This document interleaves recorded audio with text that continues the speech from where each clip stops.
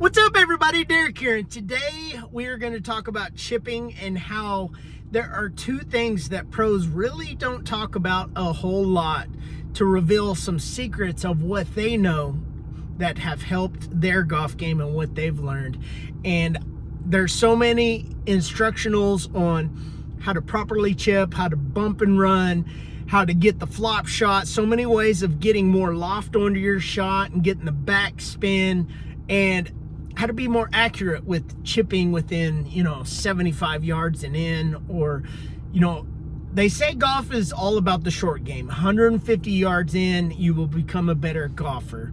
There's the old saying, putt for dough, drive for show. Well, it can ring true, but there are some things that will totally change your game, that from a standpoint of physics and how the thought pattern of backspin and other things and loft can definitely play into your chipping game. And it has come to my attention in what I've tried to do, because I've improved my game so much in playing better golf management, that you have to, depending upon the day, the season, all of that, you have to change your golf game dependent upon the moisture of the ball, which makes a lot of sense. So if you're getting near some dew on the ground early in the morning, you've got to keep that in mind, because the backspin that is on the ball is not going to be affected. So you're going to have more run out on the ball. It's going to release more when you get onto the green. So from my experiences, from what I've done and what's helped me, is earlier in the morning, I try not to get as high of lofted chipping. Now, if I have to, and I have to give it loft, let's say I have to cover a bunker for an approach shot to the green, I've got a water hazard or something that I've got to avoid.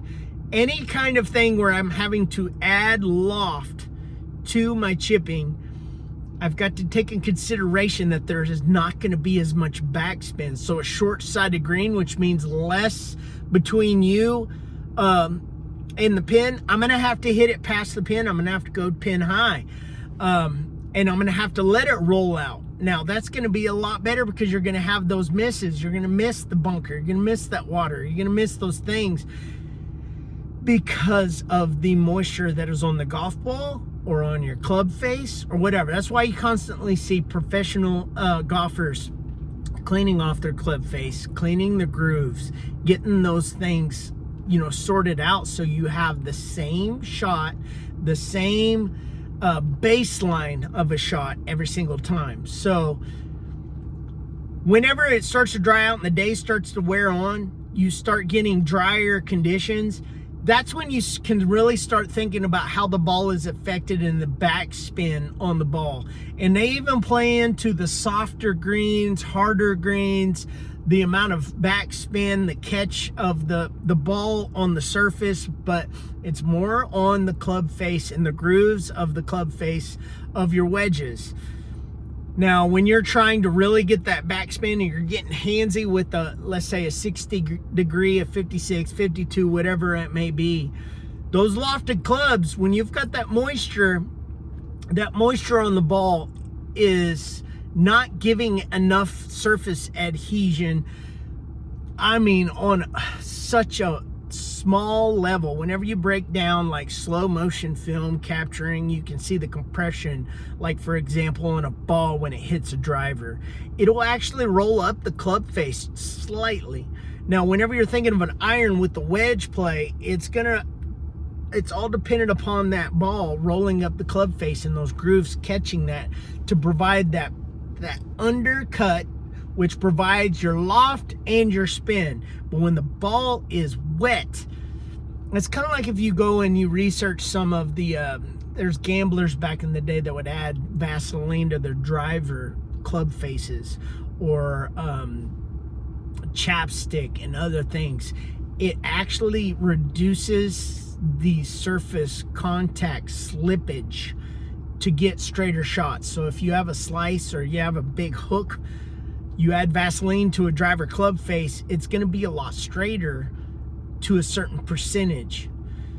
And that same thought pattern of getting a straighter shot, which is illegal, by the way, it goes to the same. So imagine if it's making your club face go straighter, well, the backspin is going to be lower as well, which will make the ball go further as well. So if you take that into accordance with water being on the ball or being on the ground or being on your club face, anything to add moisture is going to cause slippage, and you are going to get slippage when the ball contacts the club face.